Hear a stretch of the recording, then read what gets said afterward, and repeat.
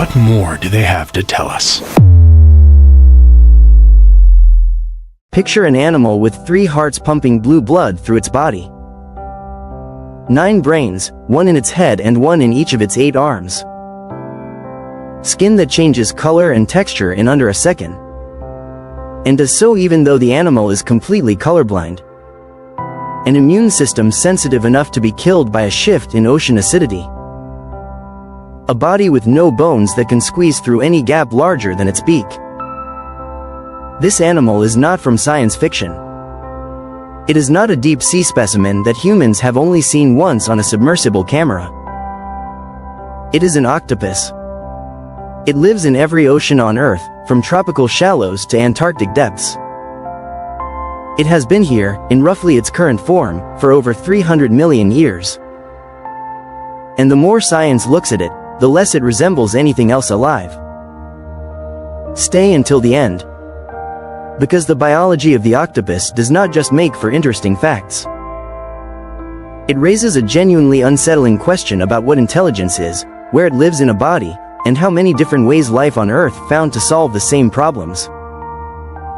Start with the blood. Because this is where the octopus diverges most immediately from everything familiar. To survive in the deep ocean, octopuses use a copper-containing protein called hemocyanin to carry oxygen through their blood, instead of the iron-based hemoglobin that humans use. Where iron-rich blood turns red when it meets oxygen, copper turns it blue. Hemocyanin transports oxygen more efficiently in the extreme conditions of the deep ocean, where water temperatures are very low and oxygen levels are reduced. The blood is genuinely, visibly blue. Not a trick of the light. Not a metaphor. If the blood becomes deoxygenated, when the animal dies, it loses its blue color entirely and turns clear. Blue when alive. Clear when dead. An octopus bleeds color. The trade-off is that hemocyanin makes octopuses extremely sensitive to changes in water acidity. If the surrounding ocean's pH drops too low, the animal cannot circulate enough oxygen to survive. Which is one reason why ocean acidification, driven by rising carbon dioxide levels, is considered a particular threat to cephalopods. The chemistry of their survival is narrow. Now for the hearts. And this is where the octopus's biology starts to feel less like a curiosity and more like a separate solution to a problem that the rest of life solved differently. An octopus has 3 hearts. 2 bronchial hearts, located near each of the 2 gills, pump deoxygenated blood through the gills where it picks up oxygen. A single systemic heart then receives the newly oxygenated blood and pumps it to the rest of the body's tissues and organs. The reason for this arrangement connects directly to the blood.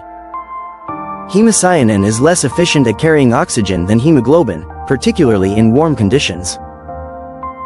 The 3-heart system compensates for this by providing dedicated pumping power for the respiratory exchange.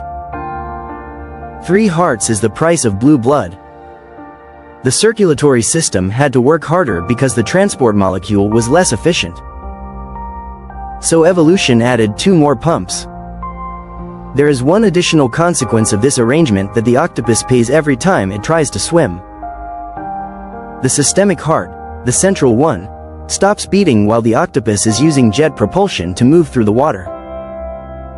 Which means octopuses tire very quickly when swimming and prefer to crawl. The heart that sustains the whole body shuts down during their most energy-intensive movement. It is an engineering compromise that would be remarkable in any creature. In an animal this intelligent, it feels almost tragic. Now for the brains. And this is the part that requires sitting with. An octopus possesses approximately 500 million neurons, comparable to a dog. But only 40% reside in the central brain. The remaining 60% are distributed throughout the 8 arms, with each arm containing about 40 million neurons organized into ganglia that function as semi-autonomous processing centers. 9 brains. 1 central brain behind the eyes. 8 arm brains, each capable of sensing, tasting, touching, and making decisions without consulting the one in the head. Each arm can continue exploring, manipulating objects, and responding to stimuli after being severed from the body.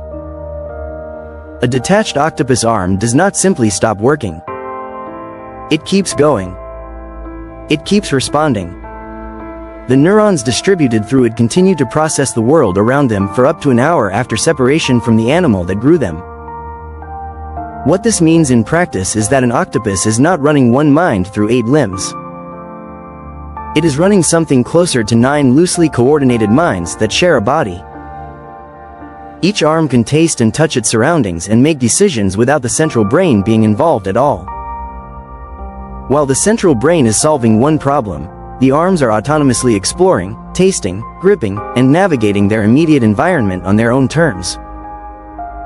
No other animal on Earth organizes intelligence this way. Not one. And then there is the camouflage, which should not be possible, but is.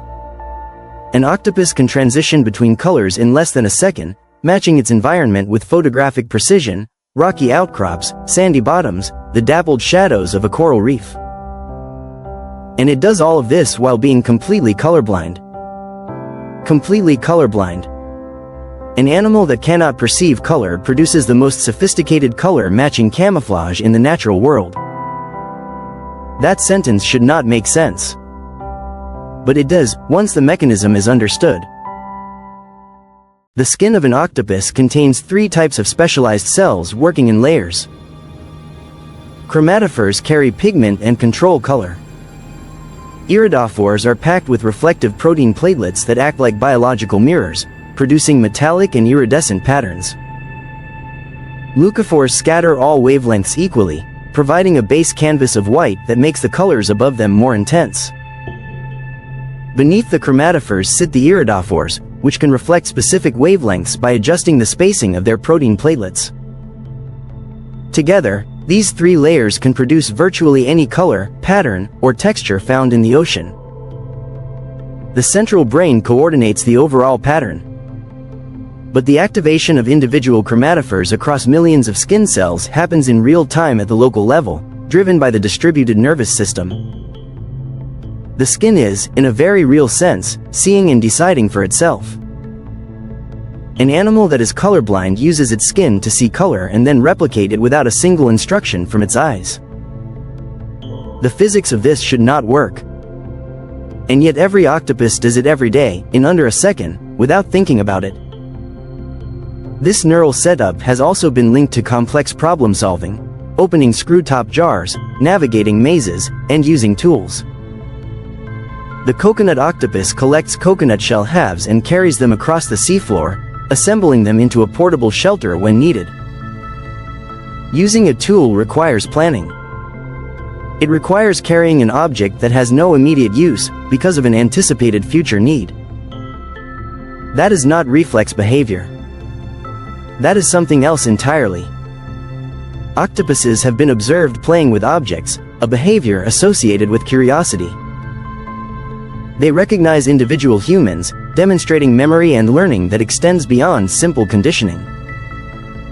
An invertebrate that recognizes faces. That plays. That plans. That runs a distributed nervous system across 9 processing centers while bleeding blue and keeping 3 hearts beating at different rates. The octopus is not a simple animal that happened to develop a few interesting features. It is a fundamentally different answer to the question of how to build a mind. Every vertebrate on Earth, from a fish to a human being, shares the same basic neural architecture: a central brain, a spinal cord, nerves radiating outward. The octopus rejected that architecture entirely and built something that works just as well through a completely different design. It has been doing this for 300 million years. Long before the first dinosaur. Long before the first mammal. Long before anything that eventually became a human being had any reason to exist. Whatever the octopus is, it figured itself out a very long time ago. And the ocean has been keeping it ever since. Drop a like if the octopus just became your favorite animal. Subscribe for more from the deep. And leave a comment. Out of everything in this video, Which fact genuinely surprised you the most?